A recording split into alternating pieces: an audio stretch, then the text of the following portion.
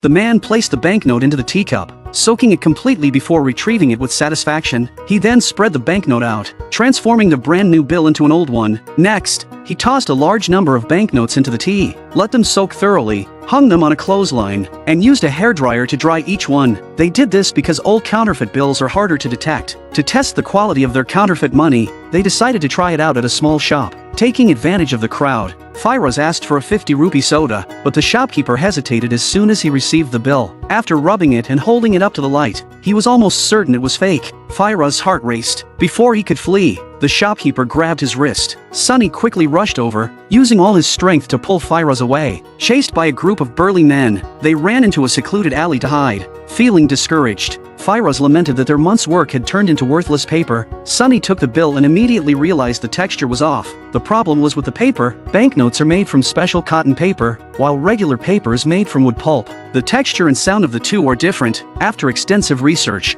Sunny found the same cotton paper in a small magazine. They bleached the magazine and hand-drew the intricate designs of the banknotes. They chose to draw instead of scan because tiny letters cannot be perfectly replicated even with a high-resolution scanner. They then pieced together the drawn fragments to create a draft of the banknotes front and back. After reducing the size proportionally and engraving, they polished and baked the template to finalize it. Next, they printed the banknotes using color-shifting ink, which appears differently from different angles. Through repeated adjustments and multi-layer printing, they printed each color one at a time. After washing the machine and changing the color, they repeated the process and then applied a chemical solution. This solution not only gave the banknotes a color-shifting effect but also made them feel crisp and authentic. The most critical step was the security thread. Since the banknote was glued from the front and back, they punched holes in the front side, inserted the security thread, and printed the serial numbers. A perfect banknote was thus created. After soaking in tea to age them, they finally had a wall full of finished products. They returned to the grocery store, this time with Sunny going first and Firoz holding his hand tightly to escape quickly if they were discovered. Watching the shopkeeper take the money, Sunny's heart raced, but soon, he got the soda he wanted. They both could hardly believe it as they left the store. Sunny demanded money from the mob boss. Despite his fear, he confidently took the banknotes. Hiding his hands under the table, he slid 3 banknotes to the boss, challenging him to find the counterfeit. The boss threatened them, saying if he found the fake, they were dead. But neither the boss nor Sunny could tell the counterfeit apart.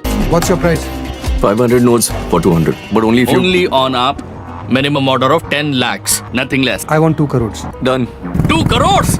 We were shitting bricks, printing 10 lakhs high.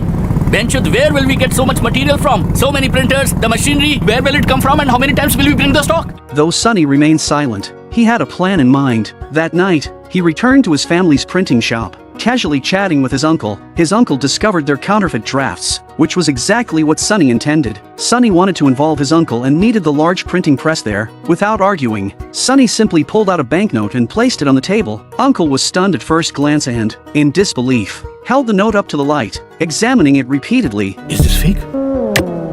Art.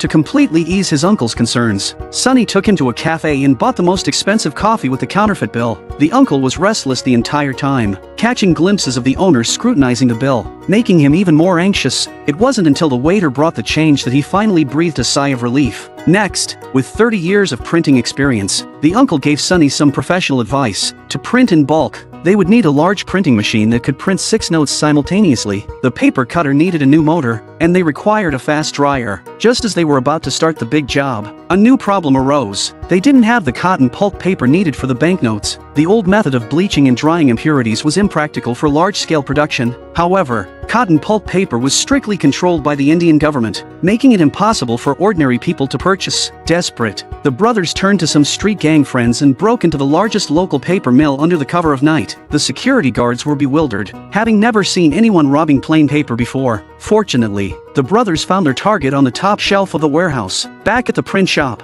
the 3 of them started working non-stop, with the mob boss giving them only 3 days. They had to work around the clock to produce the needed 20 million. The mob boss was very pleased with the counterfeit money and paid them in full. As they were about to leave, the mob boss called them back, expressing a desire to continue the partnership. From then on, the brothers' business flourished. Their counterfeit money, indistinguishable from real currency, was highly favored in the black market. The brothers made a fortune. Sunny not only solved the bankruptcy crisis of the family print shop but also took his girlfriend to top-tier restaurants for the most expensive coffee. However, when he confidently went to pay, he realized he had underestimated the restaurant's prices. Reluctantly, he put away his wallet and pulled out some counterfeit bills from another pocket. This act nearly led him to a disastrous downfall. The change given to the waitress turned out to be counterfeit money circulating in the market. She didn't cause a scene but bought back all the counterfeit bills from the cashier and took them to the office for examination. What they found left them speechless. The latest currency verification machine from the Indian bank, boasting advanced scanning technology, claimed to detect 99% of counterfeit money. If this bill was confirmed to be fake, it would render all currency verification machines obsolete. Under a microscope,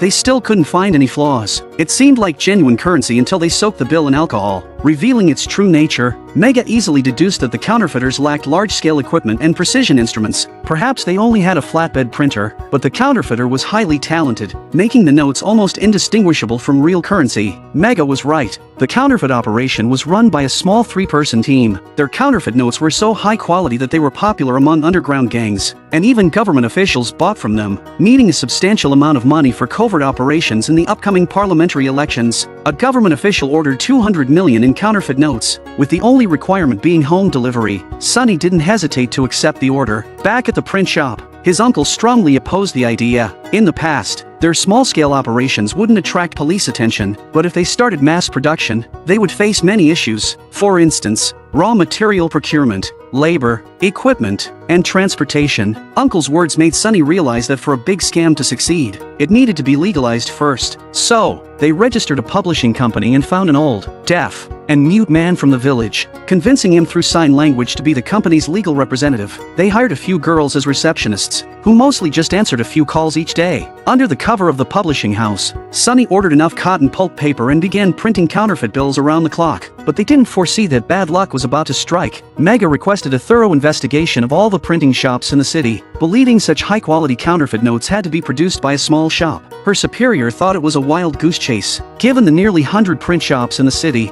Not willing to give up, Mega secretly stamped her superior's seal while he was away. While Sonny and his team were working overtime, he suddenly felt something was wrong. Looking out the window, he saw a police car parked below. Mega, acting on the forged order, had come to inspect. The team panicked. The police called Uncle, who instinctively answered. Uncle pretended to be at a bar, claiming the print shop was empty, but the police insisted he cooperate and return within 5 minutes, or they would forcefully enter. Uncle reluctantly agreed and told Sonny and Firas to hide the counterfeit bills. He exited through the back door to buy them time. Unexpectedly, while shaking hands with the police, Mega moved closer to the door. Just as the last note was printed, Sonny quickly turned off the machine, but Mega noticed the sound. The police ordered Uncle to open the door. When they entered, the brothers were hiding behind a panel. Mega cautiously scanned every corner, unaware that 2 people were hiding right in front of her. As Mega wandered around the factory, Firas remembered he had forgotten to empty the trash can, which was full of discarded paper fragments from that day. Sonny had no choice but to quietly come out and grab a nearby wrench. In a critical situation,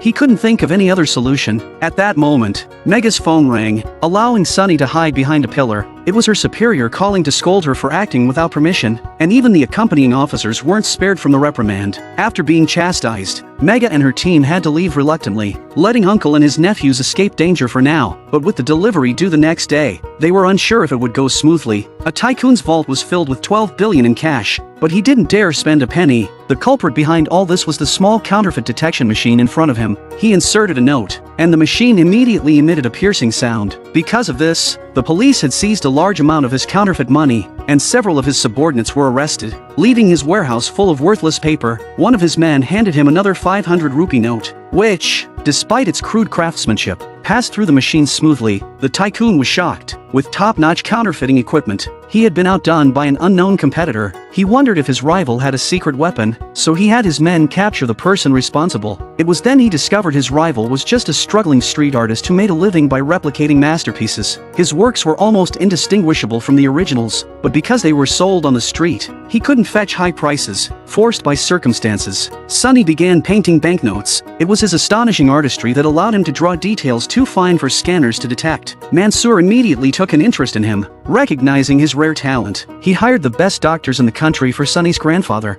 a gesture that made Sunny and Firoz deeply grateful but also served as a veiled threat. To ensure their family's safety, the brothers had no choice but to work for Mansoor. Mansoor then took them to Bangladesh. There, he had a secret underground facility equipped with the most advanced printing machines. When Sunny produced a finished product in just 3 days, Mansoor was amazed. They then began large-scale printing, and within a month, the brothers had amassed a fortune. The next challenge was how to transport the vast sums of money back to India. But at this critical juncture, Mansoor's most loyal henchman, Bilal, was captured by the police. He knew all the smuggling routes for the counterfeit currency. If he confessed, it would be disastrous for Mansoor's business. So Mansoor secretly returned to India to find Sunny, demanding a solution. Realizing they were in the same boat, Sunny knew he couldn't stay uninvolved. After a night of contemplation, he decided to infiltrate the police. He targeted Mega. Sunny accidentally ran into Mega at a coffee shop. Using his charm, they quickly became acquainted. When he learned Mega was looking to rent an apartment near the police station,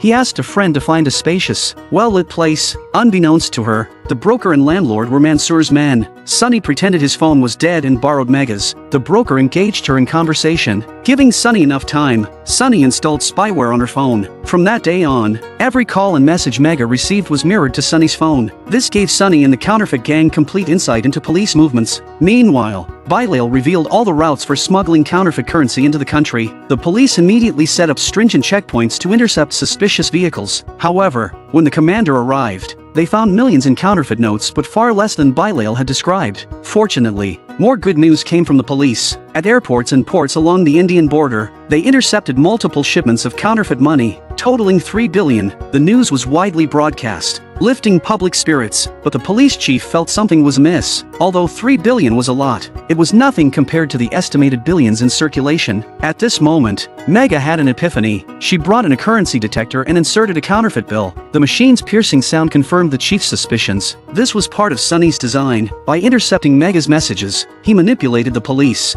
making them intercept old counterfeit bills from different locations to confuse them. This tactic allowed them to smuggle in new counterfeit money. Though Mega inadvertently leaked information, she was the first to uncover Sunny's plot within the police. The police began constantly adjusting their strategies, and Sunny kept modifying his plans in response. This back and forth made both sides realize they had moles in their teams. Sunny informed Mansoor, nullifying all previous plans. He proposed a new smuggling route. Unknown even to their own men, the captain threw container after container filled with money into the sea, then abandoned ship. The unmanned ship, like an arrow released, sped towards the crowded beach. Unaware of the impending danger, people eagerly took out their phones to capture the scene, only stopping once the ship ran aground. The police arrived immediately, but the ship was empty, a ghost ship with nothing aboard. Meanwhile, 10 kilometers offshore, Sunny and his team returned. They retrieved the containers they had dumped into the sea earlier, then disappeared without a trace. This was all part of Sunny's plan, to smuggle the counterfeit money into India. They packed the bills into containers. Their plan was to sneak them in by sea. But just as the ship was about to reach India, a phone call forced them to turn back. The Indian police were conducting surprise inspections at all ports,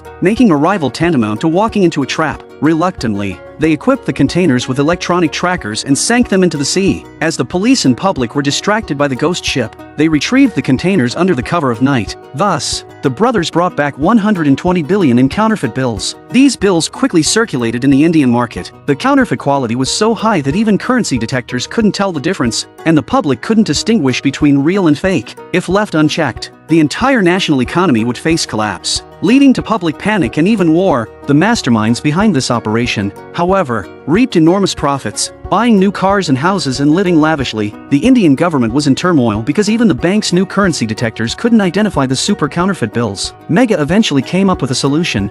Burning the notes would reveal their authenticity through the color of the flames. Officials were exasperated by this method. Not only were there 120 billion counterfeit notes, but no citizen would willingly burn their money. With a month left until the parliamentary elections, the officials issued an ultimatum. They had to find the culprits within the shortest time, and if not, they would need a scapegoat to quell public opinion. Desperate, the police dug up Mansoor's file. Mansoor headed India's largest counterfeit operation, and only such an organization could produce such a vast quantity of fake money. Though Mansoor had been hiding abroad, it didn't stop the police from publicly naming him. However, what the police didn't know was that Mansoor was indeed the mastermind behind the super counterfeit bills. Soon, Mansoor saw his own wanted news on TV, but this time, the government labeled them as a terrorist organization, alleging allegiance to an enemy state. The aim of printing large amounts of counterfeit money was to sabotage India's financial system, conducting financial terrorism against India. Mansoor was furious but had no choice but to get rid of the counterfeit bills quickly. One subordinate suggested distributing the fake notes in small amounts over time to avoid police detection. Mansoor, not in the mood for debate, shot him dead on the spot, shocking Sunny and Firoz. This revealed Mansoor's true nature, ruthless and ready to kill without hesitation. The underground market soon erupted as distributors took bundles of counterfeit money. Despite this,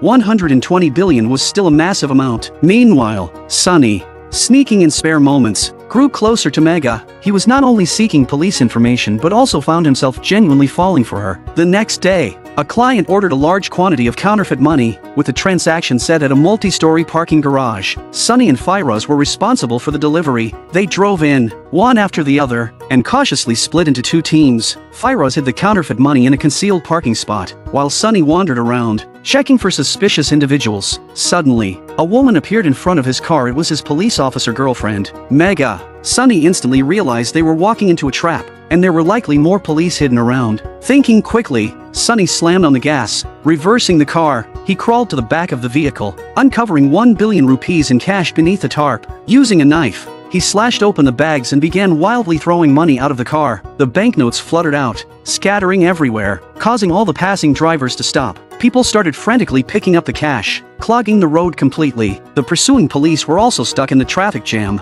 helplessly watching Sunny and Firoz escape further. However, in his haste, Sunny failed to notice a truck ahead and swerved, causing the car to crash into a flower bed and flip over. By the time the police arrived, the car was swarming with people grabbing the money, and the brothers had vanished. The police were at a loss on how to explain to the public that all the money was fake. The bizarre cash scattering incident quickly made the news. Firoz blamed Sunny for getting too close to the police. Encountering Megha at the raid site meant that even if she hadn't clearly seen his face, she would certainly be suspicious of Sunny. Both Sunny and Firoz simultaneously considered quitting and going clean, but they forgot that Mansoor wouldn't let them off so easily. Sure enough, Mansoor's men found the two and said they were taking them abroad to lay low. They drove to an abandoned building. After the cash scattering incident made the news, Mansoor believed the police had identified the brothers. The two knew too many secrets, and if caught, it would jeopardize his counterfeit money operation. Sunny realized that Mansoor intended to kill them to keep them quiet. Just as the execution was about to happen, the roar of engines echoed from a distance. A gang of bikers, Sunny's closest friends, came roaring in. Sunny had sensed danger as soon as he got into the car and had secretly messaged his friends, who arrived just in time. Back home, the two were as jumpy as startled birds. Knowing neither the police nor Mansoor would let them go, they needed to escape quickly, but a phone call plunged Sunny into despair. The call was from his uncle, informing him that the family print shop had caught fire the previous night, and it wasn't extinguished until this morning. His grandfather had been inside when the fire started and didn't make it out. Sunny was furious, knowing this was all Mansoor's doing. His grandfather, the closest person to him, had perished because of him. Enraged, Sunny decided he couldn't let this go. Under the cover of darkness, he sneaked into the warehouse where the counterfeit money was stored. He called Mansoor on a video call and, in front of him, began pouring gasoline over the stacks of cash, ignoring Mansoor's frantic screams. Finally, Sunny lit a match and tossed it into the pile of money.